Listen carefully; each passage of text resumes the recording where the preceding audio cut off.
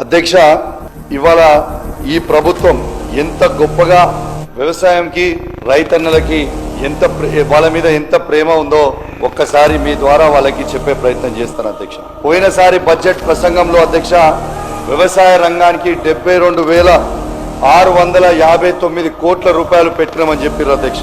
కానీ ఈసారి బడ్జెట్ చదివితే కేవలము 24,439 కోట్ల రూపాయలు మాత్రమే పెట్టిరు అధ్యక్ష. అంటే దాదాపు 50,000 కోట్ల రూపాయలు తక్కువ పెట్టిరు అధ్యక్ష. ఈ తెలంగాణ రైతాంగం మొత్తం కూడా ఎదురు చూస్తా ఉంది అధ్యక్ష.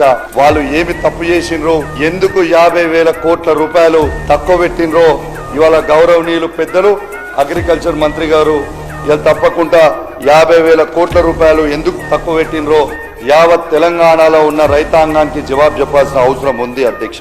అధ్యక్ష, ఒకటి ఎద్దేడ్చిన వ్యవసాయం, రైతేడ్చిన రాజ్యం ఏనాడు కూడా బాగుపడలేదనేది కొందరు కాంగ్రెస్ పెద్దలు మర్చిపోయినట్టున్నారు అధ్యక్ష. దానికి ఉదాహరణ ఒకటి చెప్తాను అధ్యక్ష. మన జిఎస్డిపి యావరేజ్ గా 12.8% పెరుగుతా ఉండే అధ్యక్ష. ఈసారి 10.1% కి పడిపోయింది అధ్యక్ష. ఇదే ఒక పెద్ద ఉదాహరణ అని చెప్పక తప్పదు అధ్యక్ష.